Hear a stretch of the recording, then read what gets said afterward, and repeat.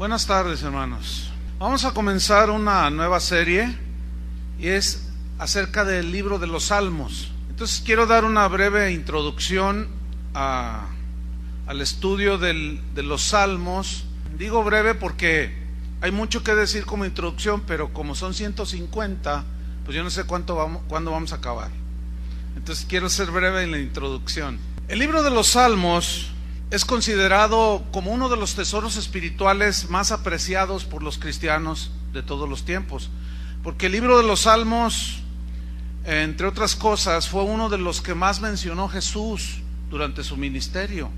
Más de una cuarta parte de las citas del Antiguo Testamento que están en el Nuevo Testamento son precisamente de los Salmos, y de allí pues entendemos su importancia en la vida del creyente.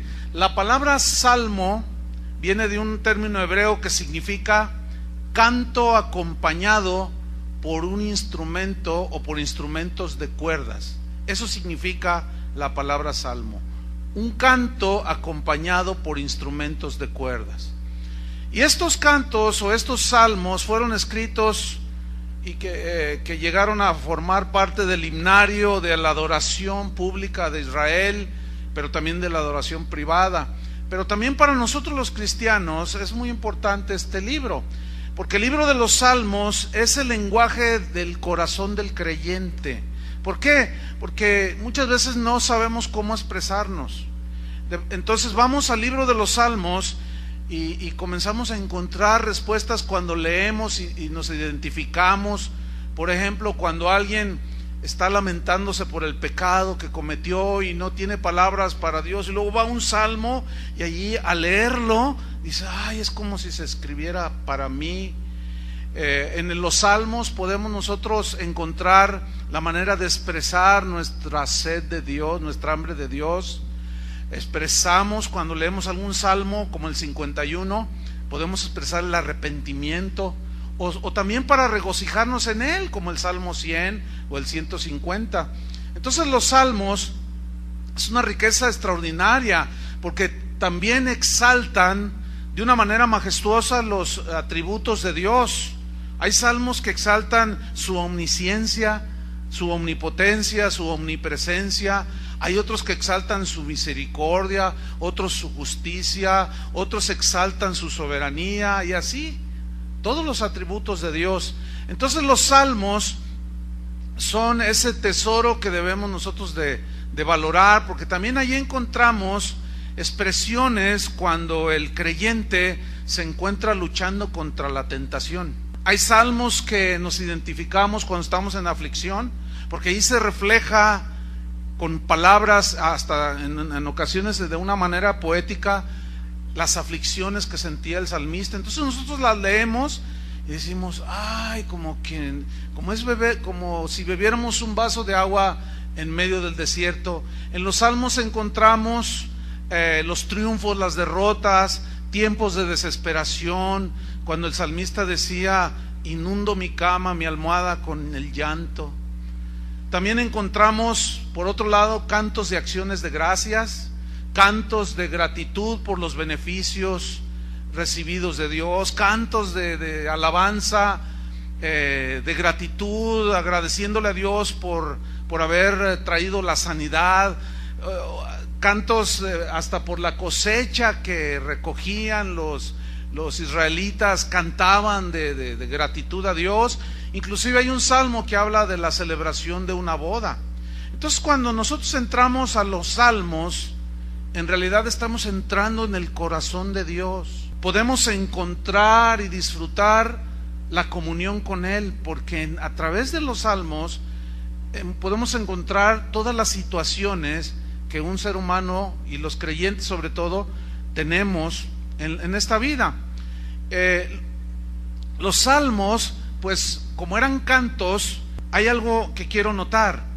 Los israelitas o los que compusieron los salmos cantaron las experiencias personales y las experiencias del pueblo. Por eso es muy importante que cada congregación cante sus propios cantos, porque son las expresiones que cada creyente de cada iglesia tiene, que como comunidad cristiana o como congregación, en este caso como casa de oración, los cantos que cantamos son las experiencias de nosotros con Dios.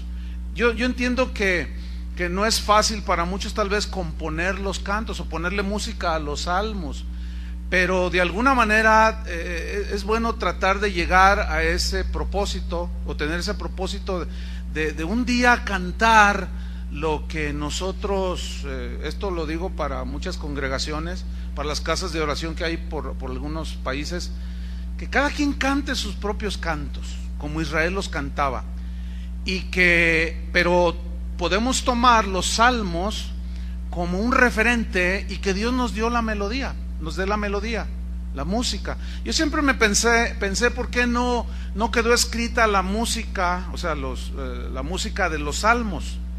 Y no dice esto la Biblia, pero yo entendí que si hubiera estado la música escrita, entonces cantaríamos las mismas melodías. Pero Dios es tan fresco, tan sabio, para permitir que el Espíritu Santo nos dé a cada uno de nosotros un canto y nos da melodías. No tenemos que andar copiando al mundo. El Espíritu Santo puede darnos melodías que vayan acordes con lo que nosotros leemos en los salmos y cantamos en los salmos. En Colosenses 3:16, Pablo dijo: la palabra de Cristo mora en abundancia en vosotros, enseñándoos y exhortándoos unos a otros, enseñándonos, exhortándonos unos a otros en toda sabiduría, cantando con gracia en vuestros corazones al Señor, con salmos e himnos y cánticos espirituales. Note que no dice los cantos de Vicente Fernández. Después de esta brevísima introducción, yo quiero que vayamos al estudio de los salmos, para que Dios nos siga, nos reparta según la necesidad de cada uno a través del estudio de cada uno de estos salmos, y que vayamos madurando, creciendo, conociendo más a Dios, para que nuestra fe se fortalezca, para que nuestra confianza siga depositada en el Señor. Esto entre tanto que Cristo viene por su pueblo. ¿Cuántos esperan al Señor?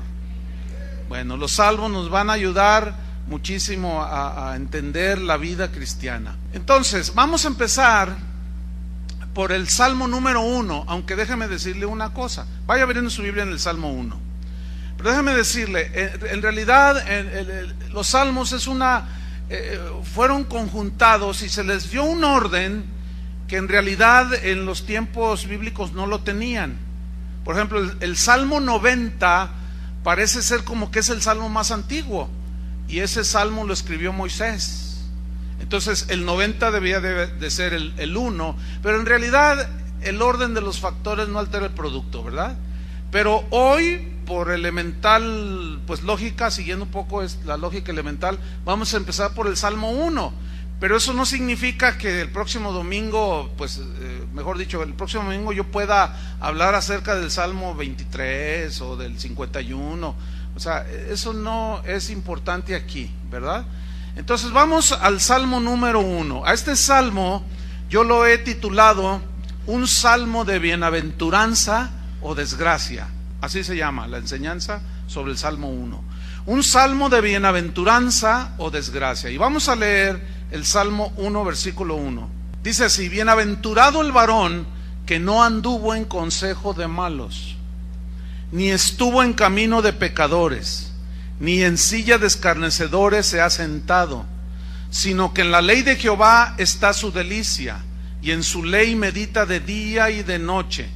Será como árbol plantado junto a corrientes de aguas, que da su fruto en su tiempo, y su hoja no cae, y todo lo que hace prosperará. No así los malos, que son como el tamo que arrebata el viento. Por tanto, no se levantarán los malos en el juicio, ni los pecadores en la congregación de los justos, porque Jehová conoce el camino de los justos, mas la senda de los malos perecerá. Vamos a estudiar estos 6 versículos. En el versículo número 1 dice así: bienaventurado el varón que no anduvo en consejo de malos. Aquí yo quiero resaltar la palabra bienaventurado. Tanto en el hebreo como en el griego significa dichoso. Cuando dice bienaventurado el varón, se entiende que también la mujer. Bienaventurado el hombre, la mujer. Dichoso significa feliz, dichoso, feliz, bienaventurado el hombre o la mujer que no anduvo en los consejos de los malos, o que atiende el consejo de los malos. Esto nos habla de la importancia que tienen las personas con las que nos relacionamos, de los amigos que tenemos, de la gente con la que pasamos la mayoría de nuestro tiempo. Si tú insistes en tener amistad con los que se burlan de Dios, sin duda serás arrastrado tarde o temprano hacia el pecado.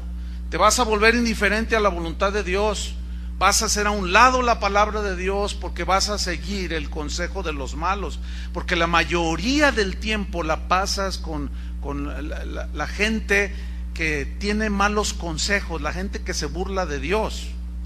Por ejemplo, en Hebreos 13, versículo 5, ahí dice algo acerca de las costumbres, y dice así: sean vuestras costumbres sin avaricia, contentos con lo que tenéis ahora, porque Él dijo, no te desampararé ni te dejaré. Quiero que noten que aquí habla acerca de costumbres. Ahora bien, si tú te juntas regularmente con personas cuyas costumbres son con tendencia a la avaricia, el problema es que por nuestra naturaleza el ser humano tiene la tendencia a aprender más, se te pega más lo malo que lo bueno.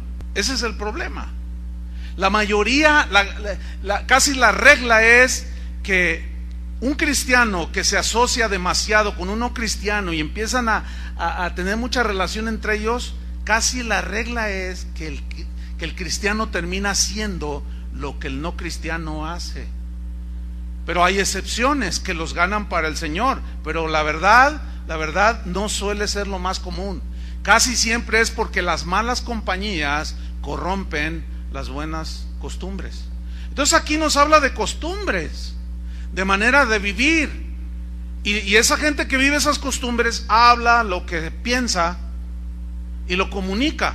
Entonces, si tu asociación, si tus mejores amigos son gente con tendencia a la avaricia, vas a escuchar puras frases o pensamientos o planes que reflejan la avaricia. Por eso dice, tus costumbres sean sin avaricia. Debes estar contento con lo que tienes, porque Dios ha prometido que no nos va a dejar. Entonces, si tú te juntas con amigos que solo hablan de lo vano, solo hablan de las cosas de la carne, sin duda serás arrastrado por sus conductas. Fíjate que la gente tiene un concepto de la amistad muy deteriorado. Volvamos al versículo 1. Bienaventurado el varón que no anduvo en consejo de malos, ni estuvo en camino de pecadores, ni en silla de escarnecedores se ha sentado. Yo quiero que notemos 3 pasos hacia la desviación, hacia el pecado, que están aquí en el versículo 1. Ese bebé, si lo atienden, por favor. Gracias. Vamos a notar los 3 pasos. El número 1 es atender el consejo de los malos. La Biblia dice, bienaventurado el que no atiende el consejo de los malos. Ese sería el paso número 1. El paso número 2 es, ni anduvo en camino de pecadores. Y el número 3, ni en silla de escarnecedores se ha sentado. Entonces mira, empiezas oyendo el consejo, después empiezas a caminar los mismos caminos de los malos, y terminas sentándote con ellos y pasando la mayoría del tiempo con ellos. Por eso, por lo que dice la Biblia, yo no entiendo a aquellos cristianos que aseguran, y aún lo proclaman y lo dicen, mis mejores amigos no son los de la iglesia, mis mejores amigos no son cristianos, mis mejores amigos no son cristianos, o mejor dicho, no, mis mejores amigos no los tengo en la iglesia, mis mejores amigos son gente que no son cristianos. Entonces cuando alguien dice eso, yo digo, no, algo anda mal. Algo anda mal porque ¿qué comunión tiene la luz con las tinieblas? Dice la Biblia. O sea, tú no a menos que tú sigas su consejo, su camino, y te sientas con ellos a hacer todo lo que ellos hacen. Entonces, vamos a hacernos una pregunta honesta, que es la siguiente. Yo se las voy a hacer. ¿Los amigos que tú tienes te dan buenos consejos? Yo les estoy preguntando. Los amigos que tú tienes, o los que tú consideras que son tus amigos, ¿tienes amigos? Yo sí tengo amigos. ¿Ustedes también? Ok, la pregunta es esta. ¿Los amigos que tú tienes te dan buenos consejos? ¿Los amigos que tú tienes, sus vidas, sus caminos son agradables ante Dios? ¿Sus vidas de tus amigos te influyen a ti, te llevan a honrar más a Dios? Si tú respondes no, entonces yo te voy a hacer una pregunta. ¿Qué haces entonces con esa clase de amigos? ¿Qué haces con esos amigos? Mira lo que dice el Salmo 26, versículo 4. Dice: no me he sentado con hombres hipócritas.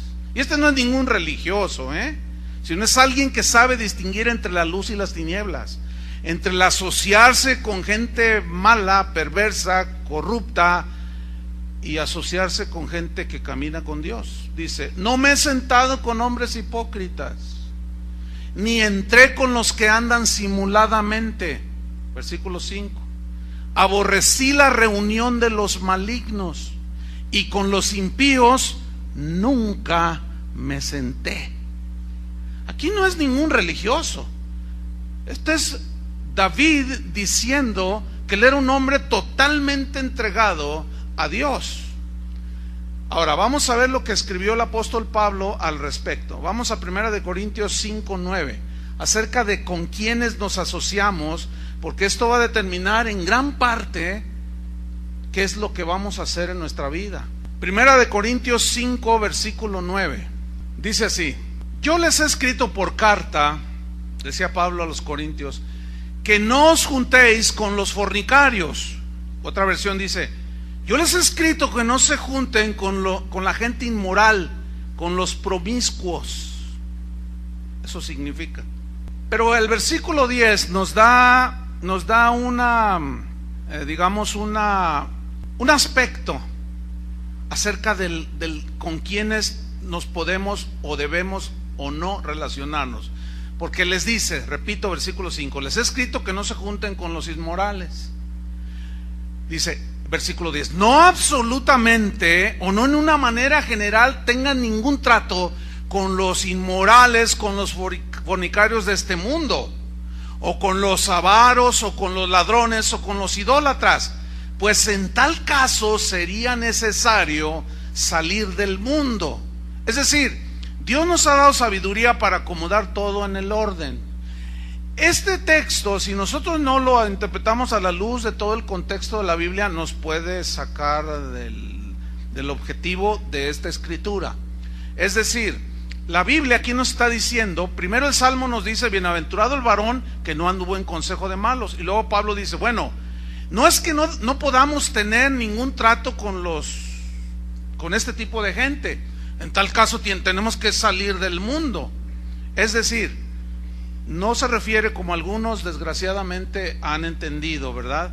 Que no, por ejemplo, que la abuelita cumple años y no quieres ir a felicitarla porque tu abuelita pues es idólatra. Entonces, bueno, hay que saber diferenciar lo que es la familia, la comunión familiar, el que tú concilies con ella en su idolatría o no. Pero escúchenme bien, hermanos, esto hay que pedirle a Dios sabiduría para sabernos conducir. Tampoco tú te puedes tomar un taxi, que estás ahí en la mañana, ya que vas deprisa, y tomas un taxi y antes de subirte le dices: oiga, ¿usted es idólatra? Oiga, ¿usted es fornicario? Y se te va a quedar mirando y te va a decir: bueno, ¿usted qué le importa? Te va a decir. ¿Y qué si te dice que sí? Entonces no váyase, no me sube. Entonces vas a esperar a que venga un cristiano. O sea, no, hermanos, no. Tenemos que ser sabios en todo este asunto. Aquí el punto que Pablo dice es el que viene en el versículo 11. Fíjate lo que dice: más bien os escribí que no os juntéis que ninguno que llamándose hermano. Quiero que noten que el Salmo 1 está hablando en relación con los que no son creyentes, que no los tengas en amistad así íntima. Y aquí está hablando de los que se dicen cristianos. ¿Alcanzan a ver la diferencia? Ok, ¿cuántos son cristianos aquí? No, lo pregunté mal. ¿Cuántos se creen cristianos? Ahora, ¿cuántos son cristianos? Porque hay algunos que se creen que son cristianos, pero no son. Versículo 11. Más bien os escribí que no os juntéis, o sea, no tengan nada que ver. ¿Por qué? Porque anda en camino de malos, anda en prácticas pecaminosas, no se ha arrepentido. Y yo les escribo que no se junten con ninguno que, llamándose hermano, fuera fornicario, inmoral, promiscuo, que fuera avaro o idólatra. Como un cristiano idólatra, adoran a los cantantes, los cristianos, y uno que otro predicador, ¿a poco no? O maldiciente, o borracho, o ladrón. Mira lo que dice: con el tal ni aún comáis. ¿Por qué dice esto tan fuerte? Esto es fuerte. Con ese no debes ni de sentarte a la mesa para tener comunión con él. ¿Por qué? Porque una persona que no está arrepentida de su pecado, que vaya a una iglesia, que se llama hermano, y no está arrepentido de su pecado en el que anda, se vuelve soberbio y empieza a argumentar. ¿A poco crees que el pastor no hace sus cosas? Y tú: no, se me hace que tiene las cosas, él debe tener sus cositas escondidas.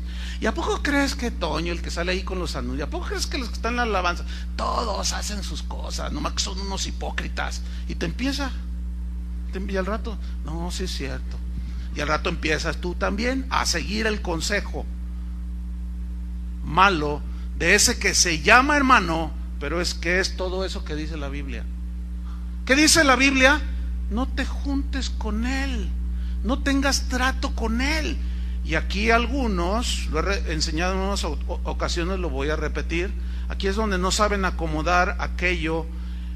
Cuando el Señor dice que nos amemos los unos a los otros, entonces ellos argumentan: ¿y entonces dónde está el amor? Dicen. Precisamente el amor está en tú cortar la comunión con esa persona en tanto no se arrepienta. Fíjate que ayer sucedió algo que quiero mencionar. Terminé la enseñanza, que es la misma, y se sube pues una familia, y venía un joven al cual hace 2 años yo personalmente expulsé de la congregación por muchas razones.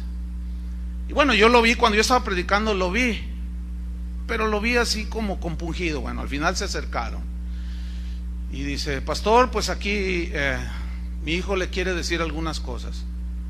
Y dice: pues es que, pastor, estoy profundamente arrepentido de todo lo que hice. Yo merecía todo eso que usted, la disciplina que usted aplicó conmigo.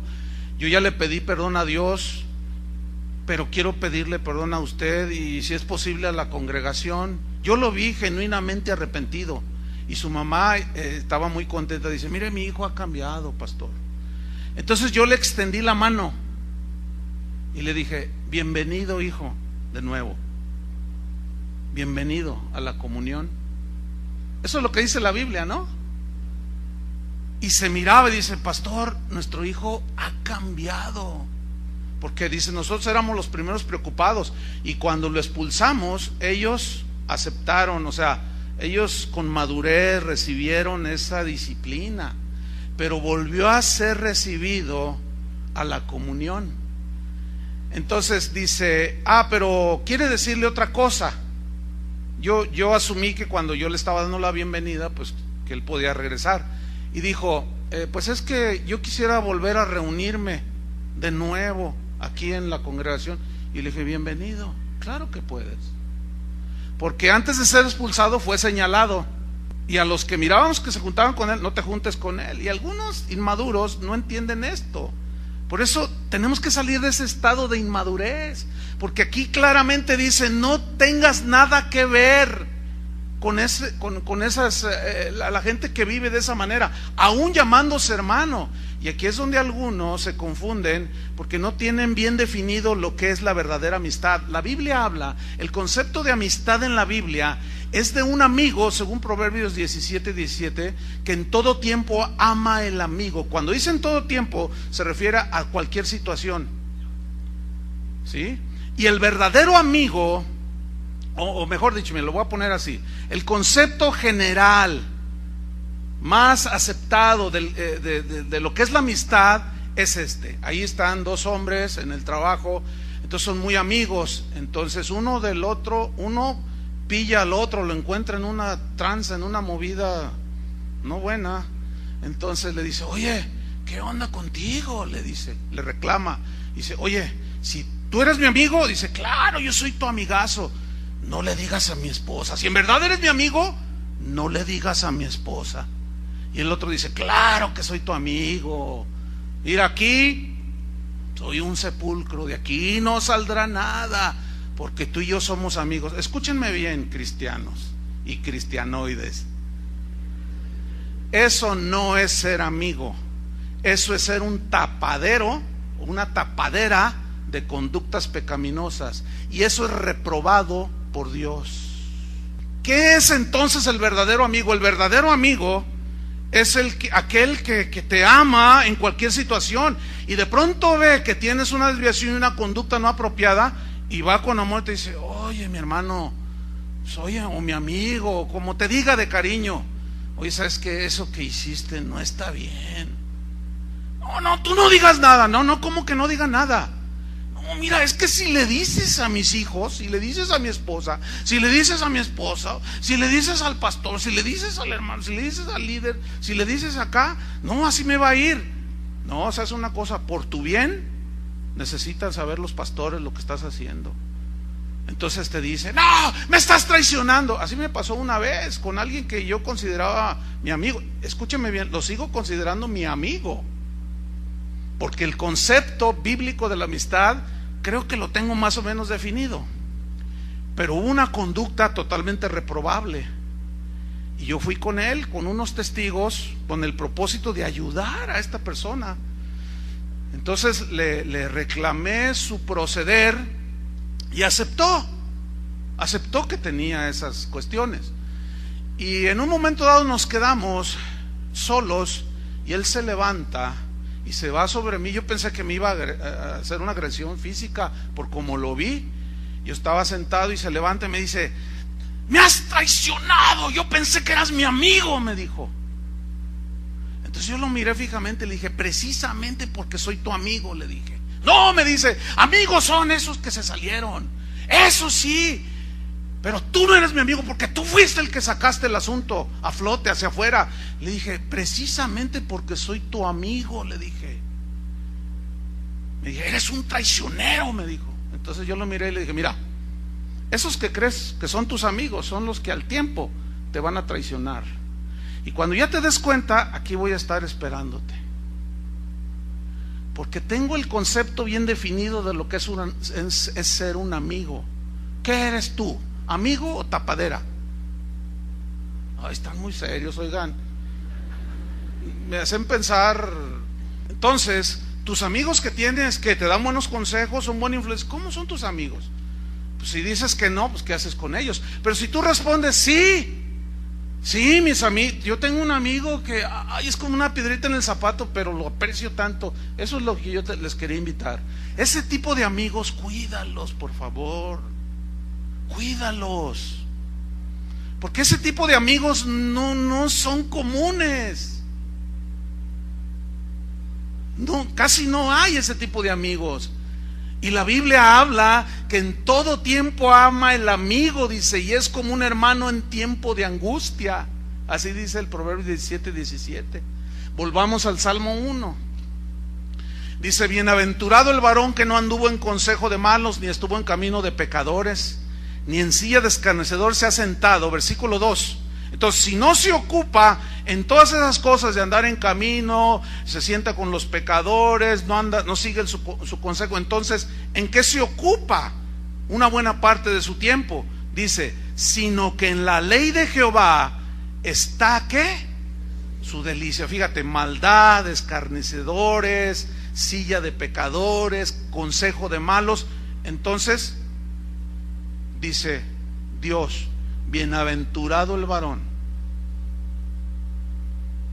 que en la ley de Jehová, en mi ley, está ¿qué? Su delicia. Porque hay algunos cristianos que dicen: no, bueno, pues yo no lo veo así como que tenga que ser tan exagerado el asunto. Pues sí, hay que ir a la iglesia y todo, pero ¿para qué tanto?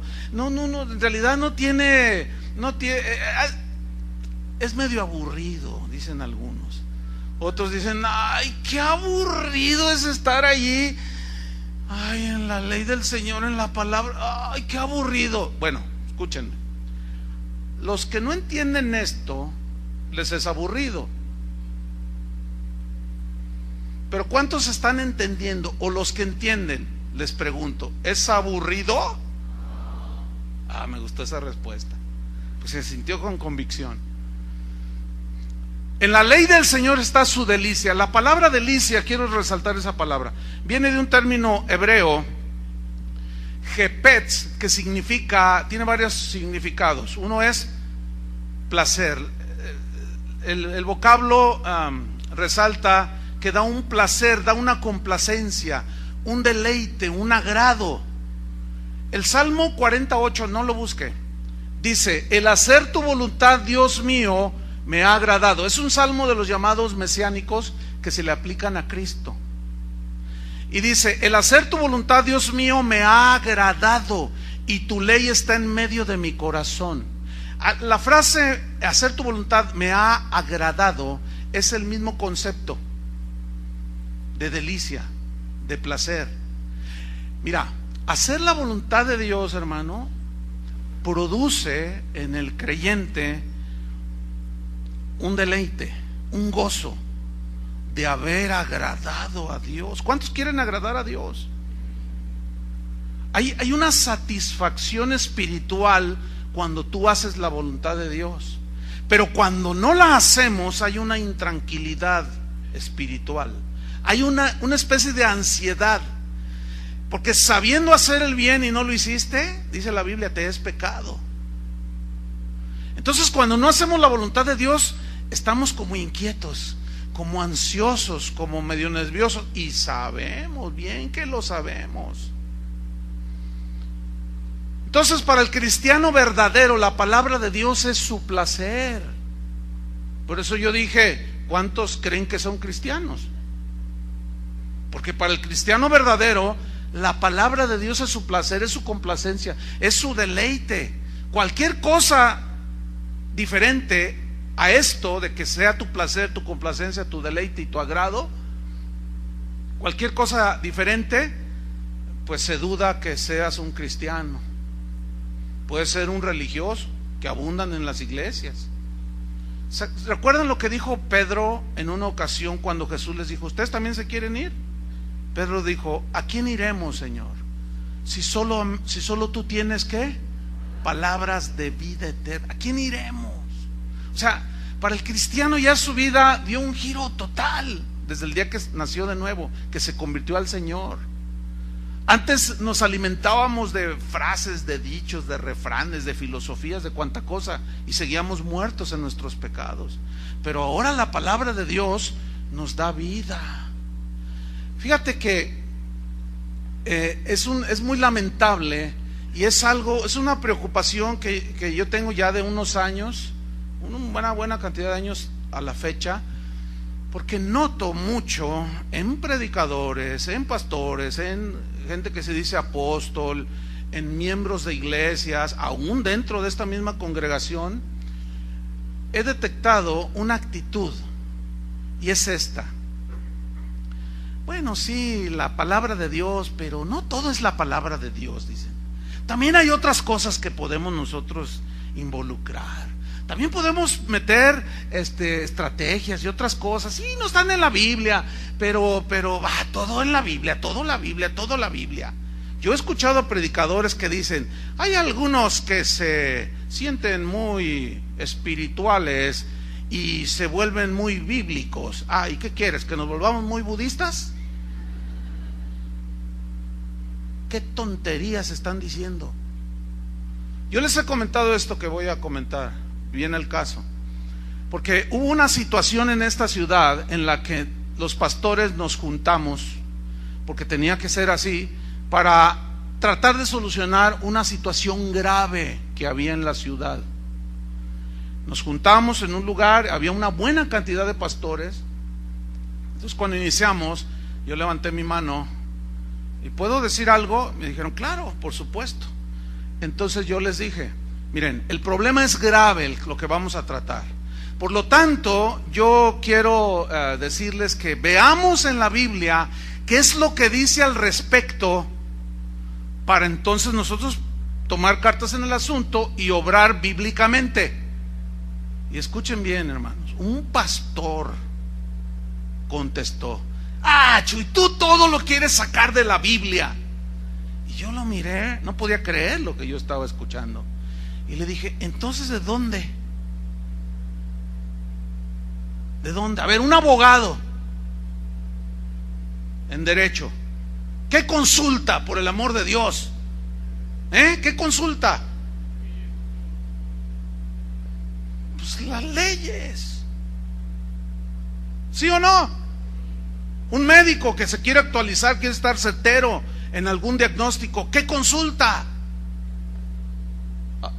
¿A Sócrates? ¿A Platón? Consulta los manuales de medicina. Si nosotros decimos que somos cristianos, ¿qué vamos a consultar? Por el amor de Dios, hermanos. Por el amor de Dios, ¿qué vamos a consultar? ¿Memín Pingüín? ¿Qué vamos a consultar?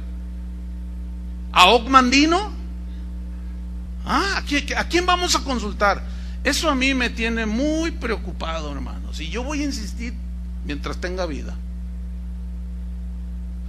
porque algunos lo ponen de esa manera. Es que no es para tanto, no es para tanto. No es para tanto, es cuestión de vida o muerte eterna. ¿Cómo que no es para tanto? Entonces, mira lo que dice el Salmo 50, versículo 17. Dice, pues tú aborreces la corrección, y la corrección tiene que ser por la palabra. Dice, y echas a tu espalda mis palabras. Esta era una reprensión de Dios a Israel. O sea, tú menosprecias mi corrección y tiras por la espalda mis palabras. Es como algo que alguien te da que no te interesa y lo agarras y dices, este mugre, lo tiras para atrás. Esto no sirve, y lo tiras a tus espaldas. Eso es lo que están haciendo muchos cristianos, hermanos. Bienaventurado el varón que no anduvo en consejo de malos, ni anduvo en camino de pecadores, ni en silla de escarnecedores se ha sentado, sino que en la ley de Jehová está, ¿qué? Su delicia. ¿Y qué más sigue? Y en su ley, dice el versículo 2, y en su ley, ¿qué? Medita de día y de noche. Quiero resaltar la palabra o el verbo meditar. En el hebreo esta palabra significa así. Esto dice el diccionario. Meditar en el hebreo es pensar de manera profunda, poniendo mucha atención en la palabra de Dios. Eso significa meditar. El término hebreo es un poco difícil de pronunciar, por eso se los debo. Pensar de una manera profunda, con mucha atención, la palabra de Dios, pero lleva esta distinción, con el propósito de cumplirla. Con el propósito de cumplirla. Por eso dice que medita de día y de noche. Habla de una constancia en la meditación, en la palabra. A eso se refería Santiago cuando dijo, pero sean hacedores de la palabra y no solamente oidores. Por eso yo insisto, la Biblia es un libro que se debe escudriñar. Yo no estoy muy de acuerdo con eso de que lea la Biblia en un año. Yo no estoy de acuerdo con eso, porque es una manera tan superficial de leer las Escrituras, que bien, escúchenme bien, si nosotros utilizáramos un salmo semanal, tardaríamos casi 3 años, porque son 150 salmos. ¿Cómo que la Biblia en un año? O sea, es una manera de promover la lectura de la Biblia muy simplona. ¿Entienden? ¿Por qué? Bueno, es mejor leerla, aunque sea así, en un año que nada, definitivamente. Pero yo voy más allá. La Biblia enseña de escudriñar las Escrituras, de escarbarle, de buscarle. Eso es lo que la Biblia enseña. Por eso habla meditación profunda, poniendo atención de día y de noche. O sea, habla de una constancia. Mira lo que dijo el salmista David en su Salmo 119. Lo voy a leer para ganar tiempo. Es el versículo 148. Dijo así: se anticiparon mis ojos a las vigilias de la noche para meditar en tus mandamientos. Es decir, antes de dormir yo seguía meditando tus mandamientos. Hay otro salmo que dice: aún en las noches me enseña mi conciencia. Hay otro salmo que dice: al despertar en tu palabra medité. Mi meditación está de continuo en mi boca. Entonces habla de un deleite, de una meditación profunda, de día y de noche. A Josué Dios se lo dijo. Esto usted lo conoce. Le dijo así: Josué, nunca se apartará de tu boca este libro de la ley, sino que de día y de noche meditarás en él. Y es la misma palabra que aparece en el Salmo 2. Pensarás profundamente lo que está escrito, Josué, para que guardes y hagas. Ahí está. Meditas para que guardes y hagas. Ahí está.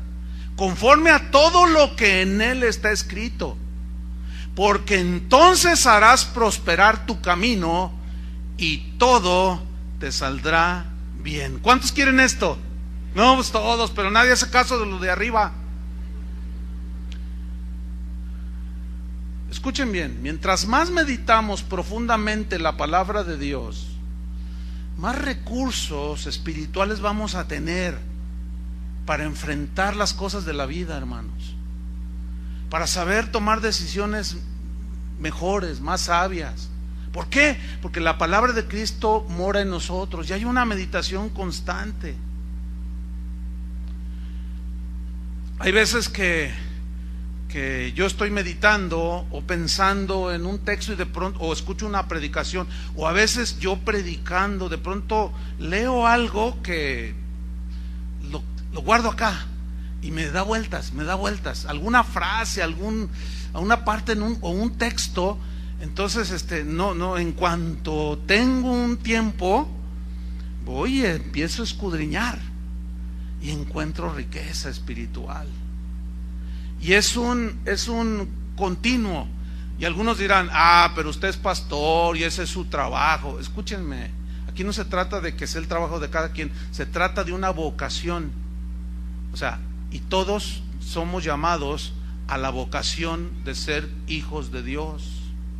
Y la Biblia dice que debemos de andar conforme a la vocación para la que fuimos llamados. Hijos de Dios. ¿Cuántos todavía son hijos de Dios? Bueno, eso siempre será el que es. Ahora fíjate bien, es bien interesante el versículo 3, porque dice que el que hace esto, que la ley del Señor es su delicia, que tiene una meditación constante, dice el versículo 3, será como árbol plantado. Yo quiero que subraye esa frase, árbol plantado. Es importante. ¿Por qué? Dice: será como árbol plantado junto a corrientes de aguas. ¿Por qué hay que resaltar árbol plantado? Le voy a decir por qué. Porque un árbol que es plantado es cuidado por el que lo planta. Pero el árbol silvestre no tiene cuidado de nadie. Allá en mi casa, que es su casa, cuando quiera visitarme puede ir, nomás no lleguen todos juntos, porque imagínense. Pero allí a mí me gustan las plantas, yo les he dicho, y he plantado muchos arbolitos y yo los cuido. y muchas plantas, he plantado semillitas. Ahorita tengo ya unas milpitas de este tamaño, miren. No sé si invitarlos a todos a la elotiza, pero porque no son tantos, pero sí son como 50. Entonces yo voy a verlos en una chancita allí. Yo descanso los lunes. Esto lo digo para que nadie me llame, estoy descansando. Y voy y los miro, y estoy allí, mira, a ver, esta tiene una plaga, y salgo y los cuido, porque yo los planté. Y ¿cuándo fue? El lunes pasado, la semana pasada, sembré un eucalipto.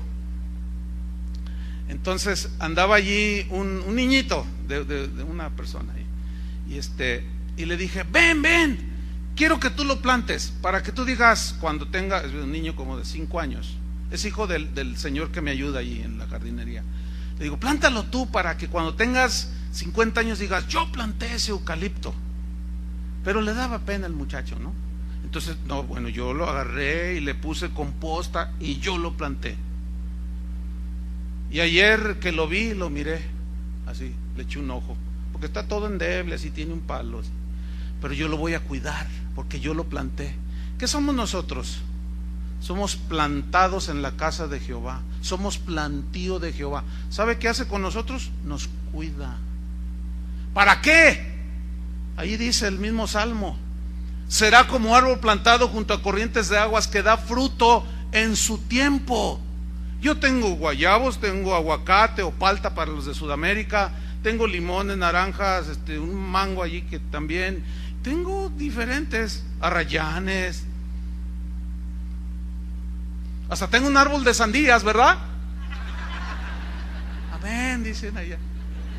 Bueno, ya existen. Ahora, yo cuido los arbolitos porque yo los planté, pero mire, enfrente de mi casa está ahí, hay un bosquecito allí. Yo a esos no les hago nada, yo no los planté. Bienaventurado el varón, la mujer, que no anduvo en consejo de malos, ni en silla de escarnecedores se ha sentado, ni anduvo en camino de pecadores, sino que en la ley de Jehová medita de día y de noche. Este será como árbol plantado junto a ¿qué? Corrientes de aguas, que da su fruto en su tiempo y su hoja no cae. Significa que es un árbol lleno de la vida de Dios. Es un árbol que siempre está con sus hojas verdes. ¿Conocen los ficus? Son bien conocidos. Aquí afuera hay como 10 ficus. Esos árboles son muy especiales. Su naturaleza es siempre estar verdes. Pero allí, buscándole un poquito, encontré que esos árboles tienden a echar su raíz profunda. De tal manera que podemos ver aquí en nuestra ciudad ese árbol ficus enormes. ¿Los ha visto? Hay unos gigantescos, impresionantes. Esos árboles tiran una raíz. Cuando se plantan así, por ejemplo, como estos no los dejan crecer porque los podan, rompen el pavimento de las raíces que suelen hacer. Pero las raíces de ese árbol, por su naturaleza, tienden a ir hacia lo profundo. La mayoría de las raíces, a donde está lo húmedo. Esas raíces encuentran y buscan la humedad. Si no los riegan, si no llueve, ellos siempre están verdes, porque sus raíces están ahí. Habla de una solidez. Así es el cristiano que no anda en consejo de malos. Así es el cristiano que medita de día y de noche. Así es el cristiano que siempre está verde, frondoso, bien arraigado con la vida de Dios. ¿O quiere ser un huizache de esos que nadie le hace caso? Huizache, para los que nos ven en otros países, pues es un yuyo. ¿Qué es un yuyo? Así dicen en Argentina, pues es una planta del campo. Arbolillos que nadie le hace caso, que no sirven más que para hacer leña. Entonces dice, da su fruto en su tiempo y su hoja no cae, y todo lo que hace prosperará. ¿Cuánto les gusta eso? A todos les gusta. Esa frase es la más socorrida del Salmo. y todo lo que hace prosperará. Pero mire, esa frase, todo lo que hace, no es todo lo que se te antoja, no es todo lo que se te ocurre. No, ¿por qué? Se los voy a explicar. El mismo versículo nos lo explica, dice, todo lo que hace prosperará.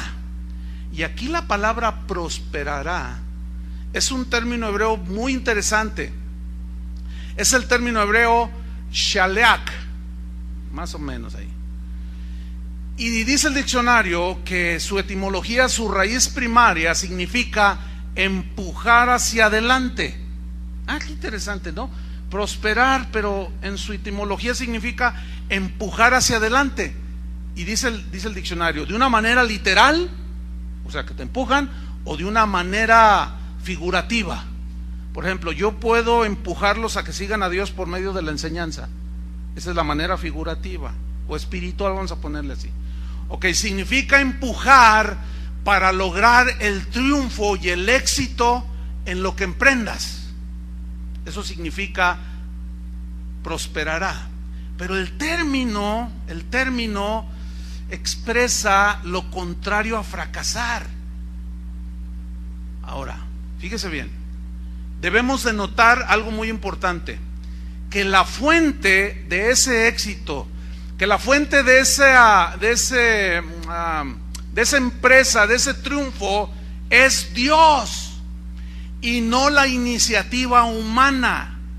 Es decir, donde dice, y todo lo que haga prosperará, ese todo lo que haga significa que tiene que nacer en el corazón de Dios para que sea prosperado, que sea Dios el que te empuja.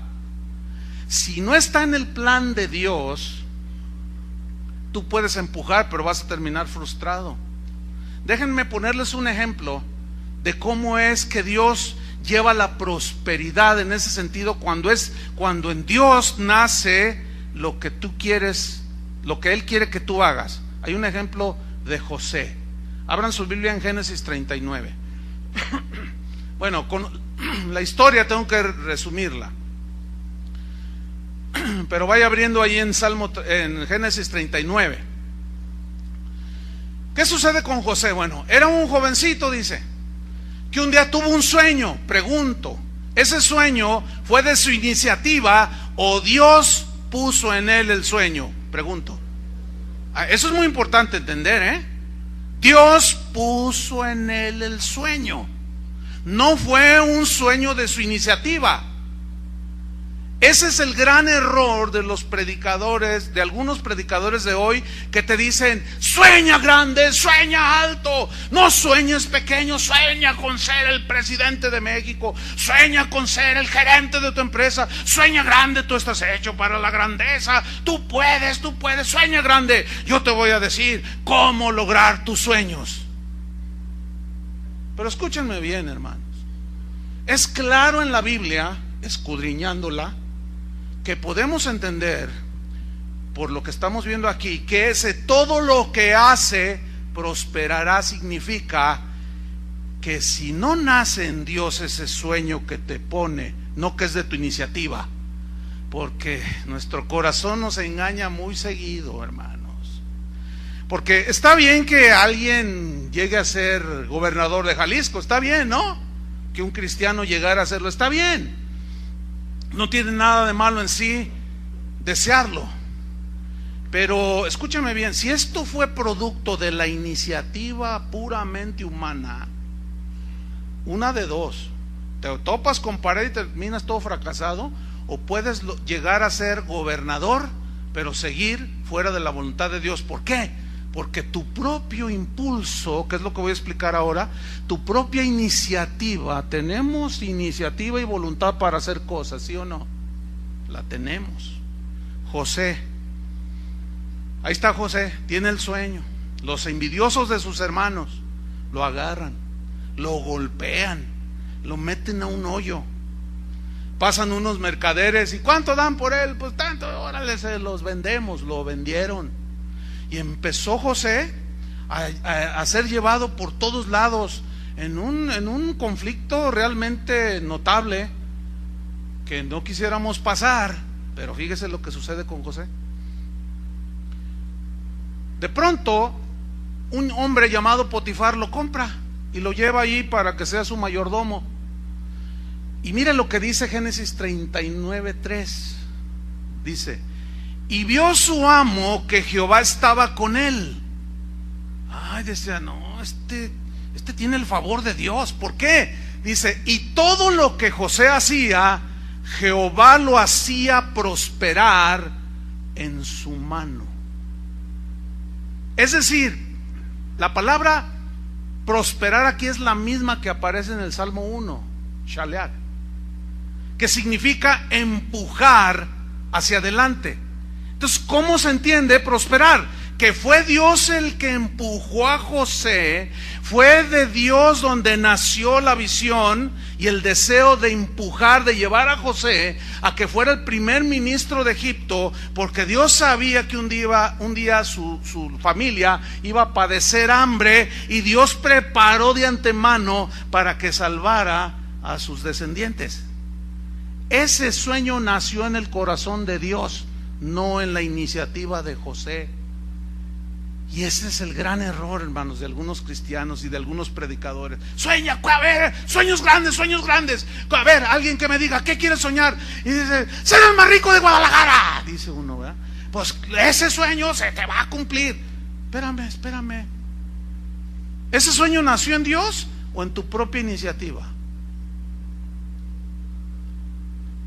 Está interesante eso, ¿no? Fue Dios el que lo empujó. La iniciativa de sacar a Israel de la esclavitud de Egipto fue de Dios, no de Moisés. Dice la Biblia que Dios pone el querer como el hacer. O sea, Él pone el querer porque esa es su voluntad, y nuestros quereres o nuestros deseos, mira, no los necesito, hazlos a un lado. Yo te voy a poner el querer. Esto es lo que quiero que tú hagas. Entonces noten, dice Pablo en una de sus epístolas, que Dios pone el querer como el hacer.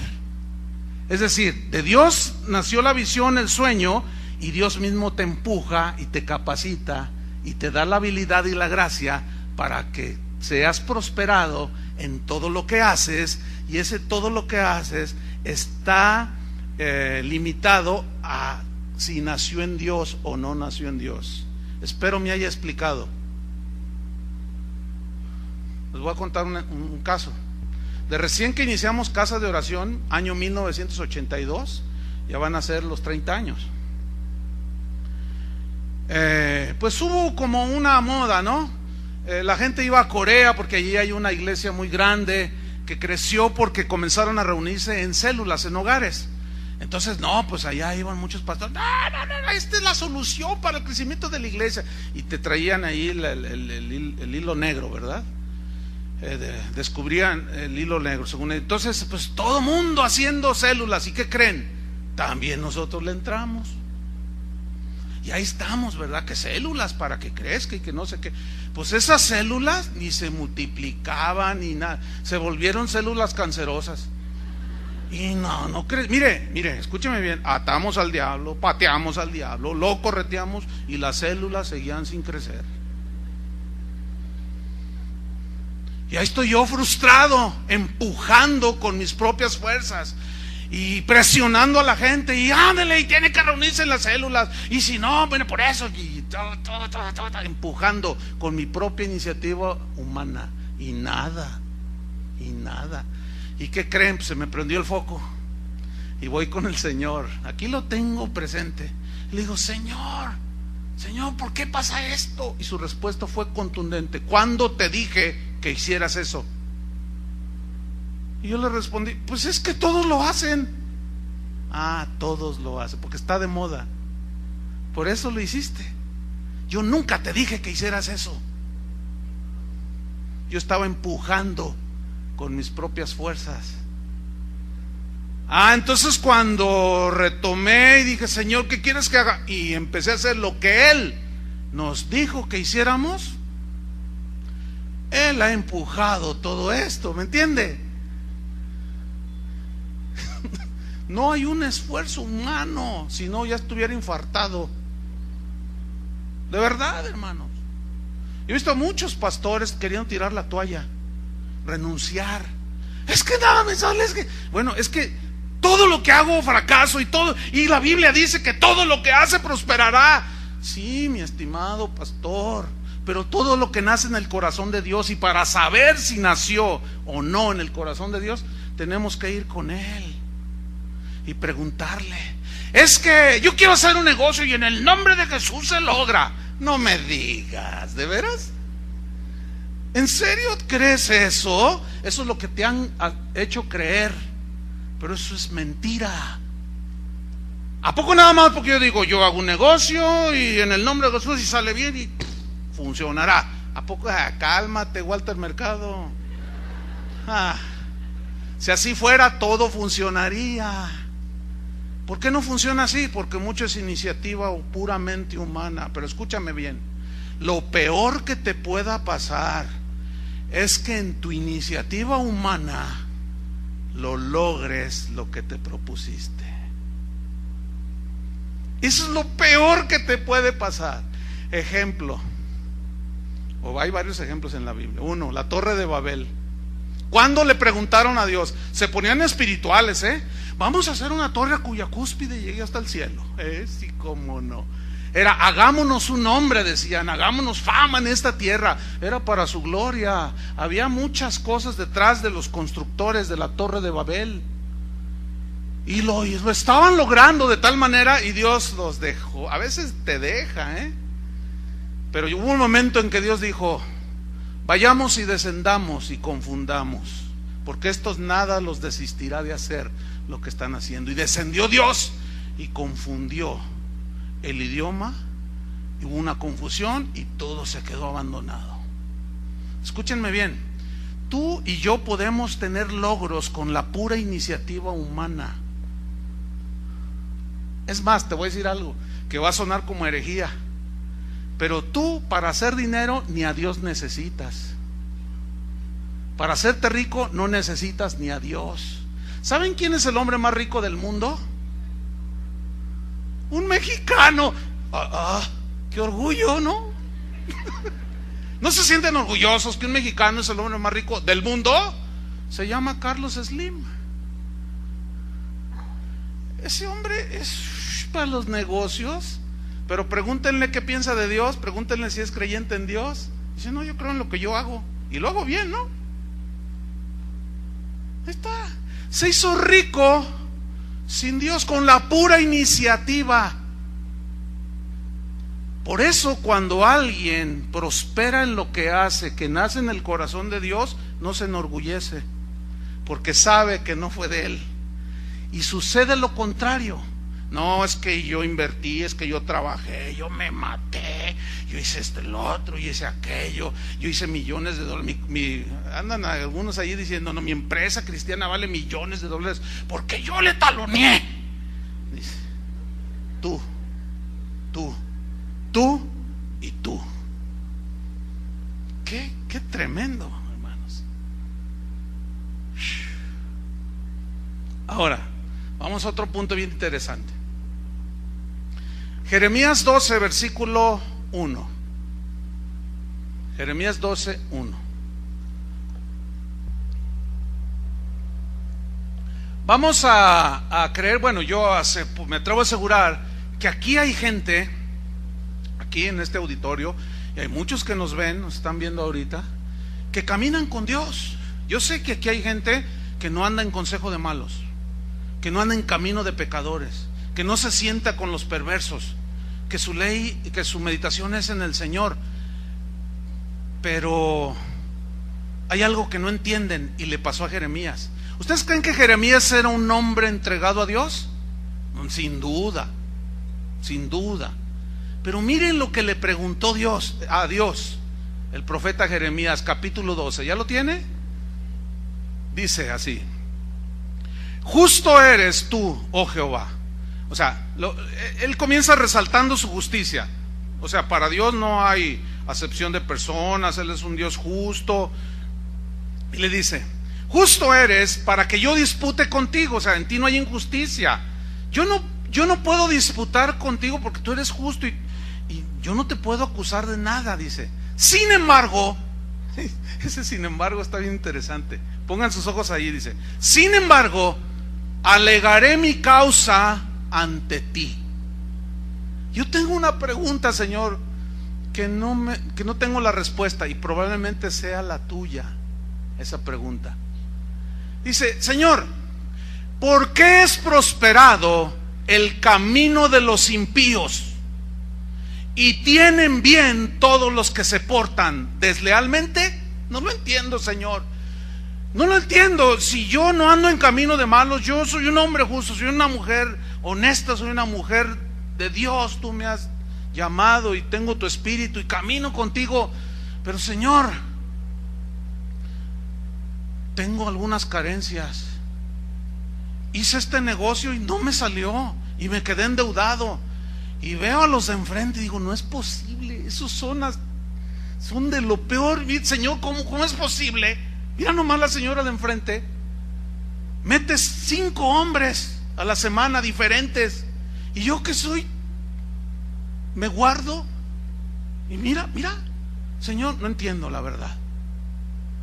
Escuchen bien, la palabra que sale aquí, ¿por qué es prosperado el camino de los impíos?, es la misma que aparece en el Salmo que estamos estudiando. ¿Por qué? La respuesta es muy sencilla: porque ellos empujaron con sus propias fuerzas. El problema, pongan mucha atención a esto, el problema es que el concepto de bendición que tienen la mayoría de los cristianos se reduce al concepto de añadidura de bienes materiales. Ese es el concepto de bendición. Vamos a escuchar un testimonio. Pásale, hermana. Hermanos, el Señor me bendijo. ¿Y cómo la bendijo el Señor, hermana? Me dio una casa nueva. ¡Ah, qué bendición! Y todos aplauden, y los envidiosos medio que aplauden. Y luego dicen: ¿por qué yo no? Si esa señora es bien chismosa.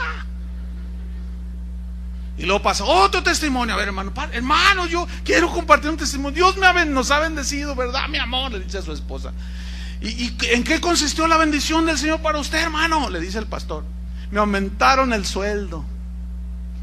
Otro: tengo carro nuevo. El concepto de bendición, lo reducen a un concepto pobrísimo, paupérrimo, que son las cosas materiales.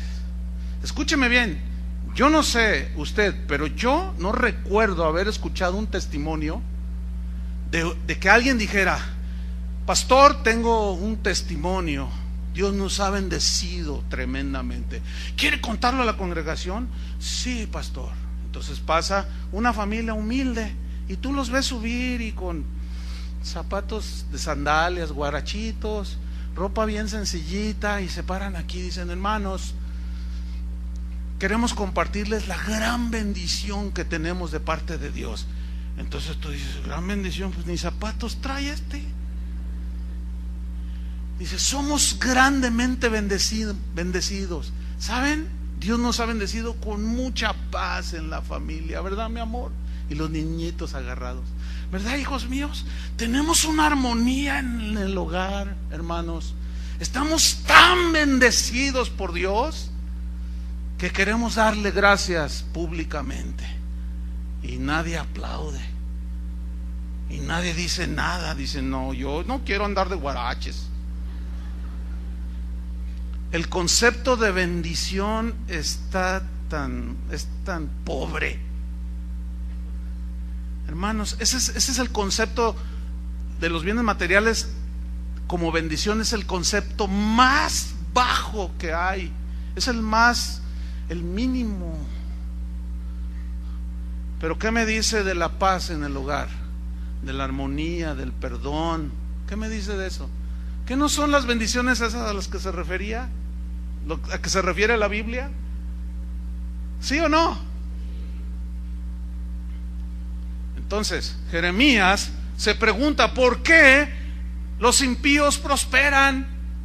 Pues porque ellos se empujaron y tuvieron sus propios logros.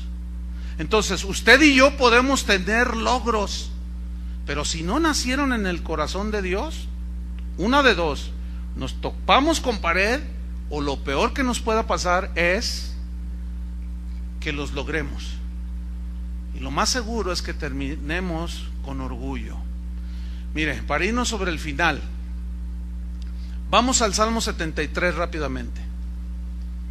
Tengo unos minutos para tocar este Salmo 73, que posteriormente lo trataremos más profundamente.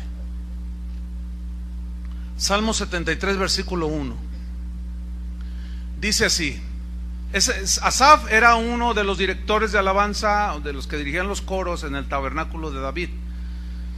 Dice: ciertamente es bueno Dios para con Israel, para con los limpios de corazón. Fíjate cómo subraya: los limpios de corazón. Y luego cuenta su experiencia. En cuanto a mí, casi se deslizaron mis pies, casi. Por poco resbalaron mis pasos, porque tuve ¿qué? Envidia de los arrogantes, viendo la prosperidad de los impíos.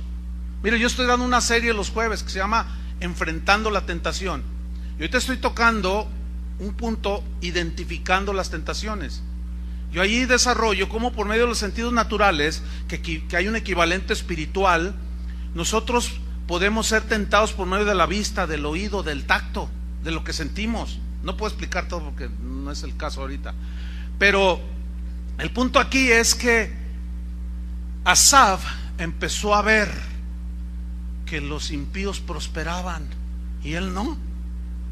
Estoy entregado a ti, Señor. Tuve envidia, dice, viendo la prosperidad de los impíos. Ahora, ¿en qué basó él su término prosperidad? En bienes materiales. Y ahí está, porque esa es nuestra tendencia natural.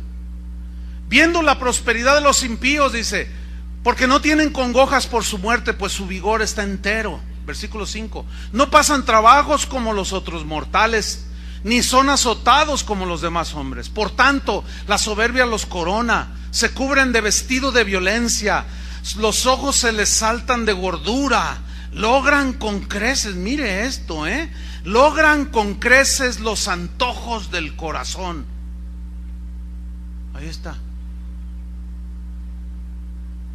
Versículo 12. He aquí estos impíos, sin ser turbados del mundo, alcanzaron riquezas. Verdaderamente, mire, aquí está la tentación. Hay algunos cristianos que le llaman a la tentación, le llaman bendición. Están tan tapados, no la disciernen. Y aquí le está pasando eso pero él dijo casi, por poco, porque mire lo que sucedió. Mire lo que llegó un punto en que dijo: verdaderamente en vano he limpiado mi corazón. ¿De qué caso, de qué sirve que yo no ande en consejo de malos, ni ande en camino de pecadores? ¿Qué caso tiene que yo no ande sentándome con los malos? ¿Qué caso tiene que yo medite de día y de noche en tu palabra? Además, Señor, tu palabra dice que todo lo que hace prosperará, y nomás no pasa nada conmigo. ¿Por qué? Porque muchos asumen erróneamente que aún haciendo la voluntad de Dios, y que sea Dios el que empuja, tú vas a tener éxito y vas a prosperar en lo que haces, pero asumen que es sin conflicto alguno, asumen que es sin lucha alguna, sin aflicción alguna, y eso no está en la Biblia. Hay pruebas, ¿no es cierto? Pablo fue un hombre exitoso en su ministerio, ¿sí o no? Pero vea todo lo que pasó. Jeremías igual, Ezequiel también, José también, pero vea todo lo que pasó. Entonces es un engaño decirle a la gente que para eso Cristo murió, para que usted reciba todos los bienes de este mundo sin todo color de rosa, todo bonito. Reclámelo, dicen. No se crea, no se crea. Debemos de tener el concepto más amplio para no equivocarnos. Entonces aquí Asaf dice: he lavado mis manos en inocencia, en vano, dice, versículo 14, pues he sido azotado todo el día y castigado todas las mañanas. O sea, como decimos acá en México, le fue mal en la feria. Pero fíjese lo que dice el versículo 17: hasta que entrando en el santuario de Dios, aquí es una expresión que habla de hasta que entré a la presencia de Dios, fui con Dios, así como Jeremías, y Dios le respondía. Hasta que entrando en el santuario de Dios comprendí, entendí el fin de ellos. ¿Quiénes son ellos? Los impíos que prosperan. Y algunos asumen que yo soy hijo de Dios y tengo que ser próspero. ¿Próspero en qué? Bienes materiales. Y eso no es la enseñanza de la Biblia. Hasta que entrando en el santuario de Dios comprendí el fin de ellos. Y miren cómo se ubica uno cuando medita en la palabra y está con Dios. Versículo 25. Él dice así: ¿a quién tengo yo en los cielos sino a ti? Y fuera de ti, ya se ubicó, nada deseo en la tierra. Ahí está. Mi carne y mi corazón desfallecen, sí. Inundo de lágrimas mi lecho, decía David. Mi carne y mi vida desfallecen, mi corazón desfallecen, mas la roca de mi corazón y mi porción es Dios para siempre. Porque he aquí, los que se alejan de ti perecerán. Tú destruirás a todo aquel que de ti se aparta. Pero en cuanto a mí, el acercarme a Dios es el bien. He puesto en Jehová el Señor mi esperanza, para contar todas tus obras. Y terminamos el Salmo 1. Todo lo que hace prosperará, versículo 4. No así los malos, que son como el tamo, como la hoja que arrebata el viento. Tarde o temprano serán desarraigados. Su castigo no tardará, aunque se vea que son felices. Versículo 5. Por tanto, no se levantarán los malos en el juicio, ni los pecadores en la congregación de los justos, porque Jehová conoce el camino de los justos. Pablo le dijo a Timoteo que el sello del Señor es este: conoce el Señor a los que son suyos. Jehová conoce el camino de los justos, mas la senda de los malos, ¿qué? Perecerá. Significa perderse, arruinarse, ser cortados. Concluimos pues este primer salmo. Perecer es una palabra que contrasta total y absolutamente con la palabra bienaventurados. Hay dos solamente: los bienaventurados y, lo voy a decir en el buen sentido, los bienaventurados y los desgraciados. Yo sé que nuestro concepto no suena bien, pero en el contexto ubíquelo bien. Una persona desgraciada es la que no tiene el favor de Dios, el apoyo de Dios, la fuerza de Dios. No tiene la gracia. Eso quiere decir desgraciado significa sin gracia, sin el apoyo de Dios. Por eso este salmo yo le titulé un salmo de bienaventuranza o de desgracia. ¿De cuál de los dos eres tú? Oremos. Señor, te damos gracias por tu preciosa palabra que abre nuestro entendimiento, que nos confronta ciertamente, pero que nos ubica, Señor. Ayúdanos, Señor. En verdad queremos caminar en tus caminos, escoger bien nuestros amigos. No queremos andar en consejo de malos, ni en camino de pecadores. No queremos pasar el mayor tiempo sentado frente a los escarnecedores. Queremos que tu ley sea nuestra delicia y meditar profundamente cada día, de día y de noche. Queremos ser como árboles plantados. Cuídanos, Señor. Queremos dar fruto, queremos estar siempre verdes, que nuestra hoja no caiga al suelo, y que todo lo que hagamos prosperará. Y ahora entendemos que todo lo que hagamos que sea prosperado es porque tú lo empujas. En ti nace ese sueño, esa visión, ese deseo, y tú darás el impulso, la fuerza, porque tú das esfuerzo al cansado y multiplicas las fuerzas al que no tiene ninguna. Y todo viene de ti, Señor. Ayúdanos a discernir lo que es de nuestra iniciativa y lo que viene de ti. Queremos en verdad ser varones y mujeres prósperos. Ayúdanos, Señor, porque tú conoces el camino de los justos, mas la senda de los malos perecerán. En el nombre de Jesucristo, Padre nuestro, te damos gracias. Amén. Que Dios les bendiga a todos, hermanos.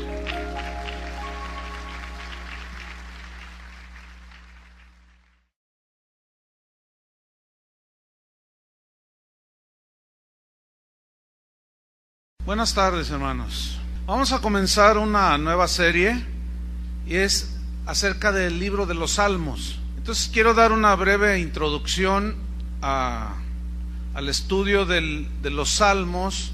Digo breve porque hay mucho que decir como introducción, pero como son 150, pues yo no sé cuándo vamos a acabar. Entonces quiero ser breve en la introducción.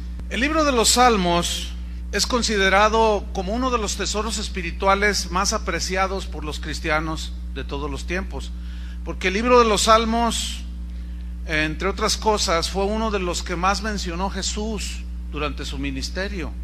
Más de una cuarta parte de las citas del Antiguo Testamento que están en el Nuevo Testamento son precisamente de los Salmos, y de allí pues entendemos su importancia en la vida del creyente. La palabra salmo viene de un término hebreo que significa canto acompañado por un instrumento o por instrumentos de cuerdas. Eso significa la palabra salmo, un canto acompañado por instrumentos de cuerdas. Y estos cantos o estos salmos fueron escritos y que llegaron a formar parte del himnario de la adoración pública de Israel, pero también de la adoración privada. Pero también para nosotros los cristianos es muy importante este libro, porque el libro de los Salmos es el lenguaje del corazón del creyente. ¿Por qué? Porque muchas veces no sabemos cómo expresarnos. Entonces vamos al libro de los Salmos y comenzamos a encontrar respuestas cuando leemos y nos identificamos. Por ejemplo, cuando alguien está lamentándose por el pecado que cometió y no tiene palabras para Dios, y luego va a un salmo y allí al leerlo dice: ay, es como si se escribiera para mí. En los salmos podemos nosotros encontrar la manera de expresar nuestra sed de Dios, nuestra hambre de Dios. Expresamos cuando leemos algún salmo como el 51, podemos expresar el arrepentimiento, o también para regocijarnos en él, como el Salmo 100 o el 150. Entonces los salmos es una riqueza extraordinaria, porque también exaltan de una manera majestuosa los atributos de Dios. Hay salmos que exaltan su omnisciencia, su omnipotencia, su omnipresencia. Hay otros que exaltan su misericordia, otros su justicia, otros exaltan su soberanía, y así todos los atributos de Dios. Entonces, costumbres. Ahora bien, si tú te juntas regularmente con personas cuyas costumbres son con tendencia a la avaricia, el problema es que por nuestra naturaleza el ser humano tiene la tendencia a aprender más, se te pega más lo malo que lo bueno. Ese es el problema. La mayoría, casi la regla es que un cristiano que se asocia demasiado con un no cristiano y empiezan a tener mucha relación entre ellos, casi la regla es que el cristiano termina haciendo lo que el no cristiano hace. Pero hay excepciones que los ganan para el Señor, pero la verdad no suele ser lo más común. Casi siempre es porque las malas compañías corrompen las buenas costumbres. Entonces aquí nos habla de costumbres, de manera de vivir, y esa gente que vive esas costumbres habla lo que piensa y lo comunica. Entonces, si tu asociación, si tus mejores amigos son gente con tendencia a la avaricia, vas a escuchar puras frases o pensamientos o planes que reflejan la avaricia. Por eso dice: tus costumbres sean sin avaricia. Debes estar contento con lo que tienes, porque Dios ha prometido que no nos va a dejar. Entonces, si tú te juntas con amigos que solo hablan de lo vano, solo hablan de las cosas de la carne, sin duda serás arrastrado por sus conductas. Fíjate que la gente tiene un concepto de la amistad muy, muy deteriorado. Volvamos al versículo 1. Bienaventurado el varón que no anduvo en consejo de malos, ni estuvo en camino de pecadores, ni en silla de escarnecedores se ha sentado. Yo quiero que notemos 3 pasos hacia la desviación, hacia el pecado, que están aquí en el versículo 1. Ese bebé, si lo atienden, por favor. Gracias.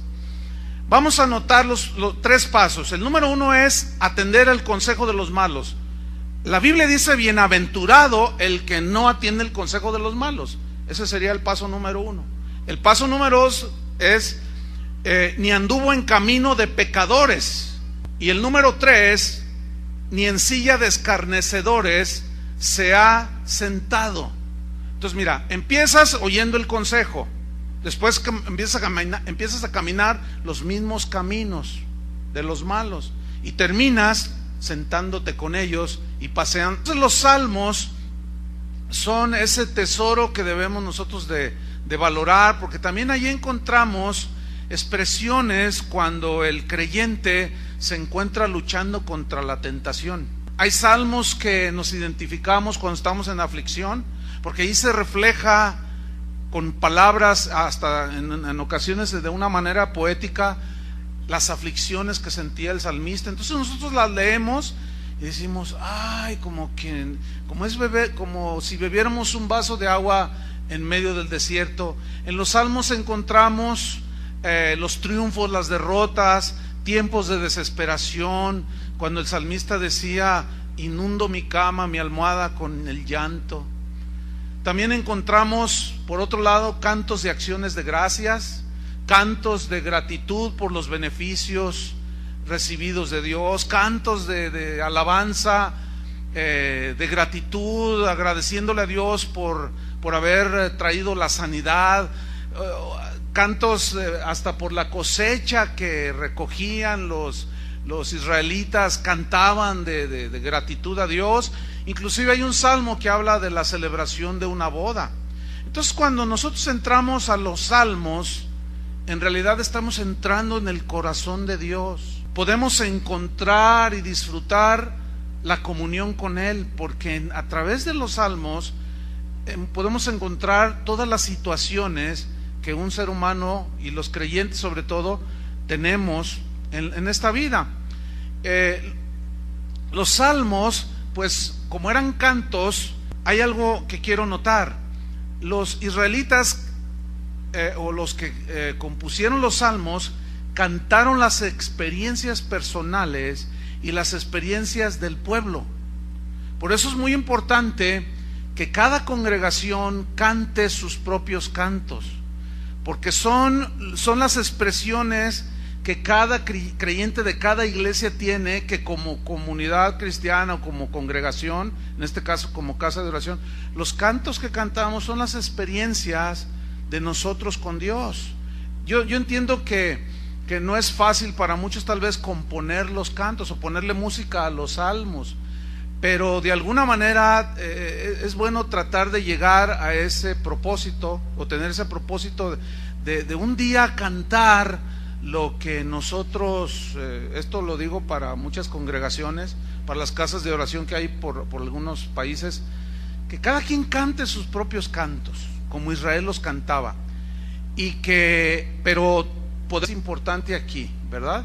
Entonces vamos al Salmo número 1. A este salmo yo lo he titulado un salmo de bienaventuranza o desgracia. Así se llama la enseñanza sobre el Salmo 1. Un salmo de bienaventuranza o desgracia. Y vamos a leer el Salmo 1, versículo 1. Dice así: bienaventurado el varón que no anduvo en consejo de malos, ni estuvo en camino de pecadores, ni en silla de escarnecedores se ha sentado, sino que en la ley de Jehová está su delicia, y en su ley medita de día y de noche. Será como árbol plantado junto a corrientes de aguas, que da su fruto en su tiempo, y su hoja no cae, y todo lo que hace prosperará. No así los malos, que son como el tamo que arrebata el viento. Por tanto, no se levantarán los malos en el juicio, ni los pecadores en la congregación de los justos, porque Jehová conoce el camino de los justos, mas la senda de los malos perecerá. Vamos a estudiar estos 6 versículos. En el versículo número 1 dice así: bienaventurado el varón que no anduvo en consejo de malos. Aquí yo quiero resaltar la palabra bienaventurado. Tanto en el hebreo como en el griego significa dichoso. Cuando dice bienaventurado el varón, se entiende que también la mujer. Bienaventurado el hombre, la mujer. Dichoso significa feliz. Dichoso, feliz, bienaventurado el hombre o la mujer que no anduvo en los consejos de los malos, o que atiende el consejo de los malos. Esto nos habla de la importancia que tienen las personas con las que nos relacionamos, de los amigos que tenemos, de la gente con la que pasamos la mayoría de nuestro tiempo. Si tú insistes en tener amistad con los que se burlan de Dios, sin duda serás arrastrado tarde o temprano hacia el pecado. Te vas a volver indiferente a la voluntad de Dios, vas a hacer a un lado la palabra de Dios, porque vas a seguir el consejo de los malos, porque la mayoría del tiempo la pasas con la gente que tiene malos consejos, la gente que se burla de Dios.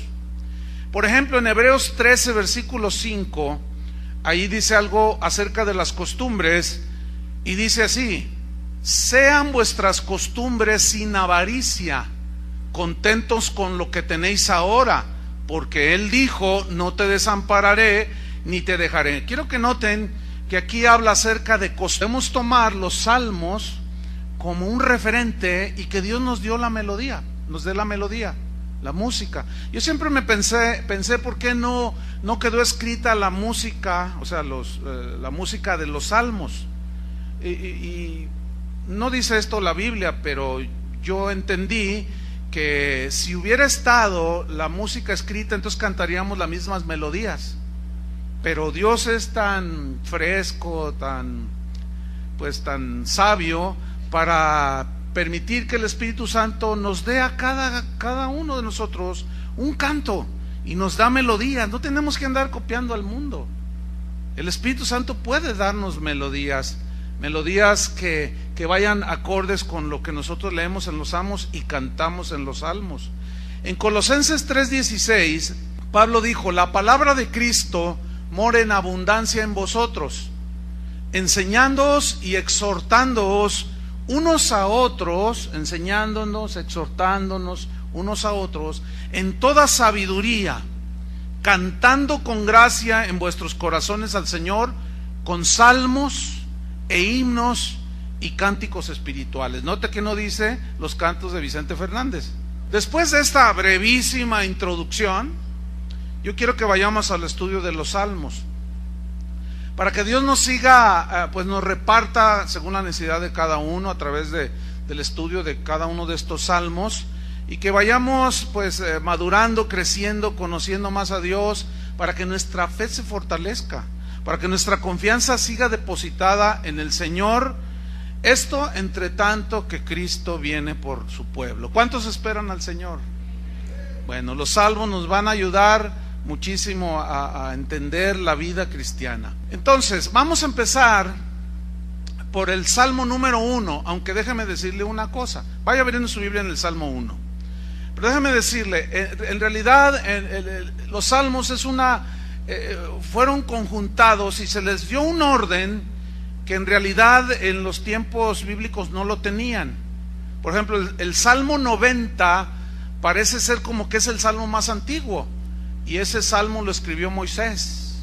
Entonces el 90 debía de ser el 1, pero en realidad el orden de los factores no altera el producto, ¿verdad? Pero hoy, por elemental lógica, siguiendo un poco la lógica elemental, vamos a empezar por el Salmo 1. Pero eso no significa que el próximo domingo, mejor dicho, el próximo domingo yo pueda hablar acerca del Salmo 23 o del 51. O sea, eso no es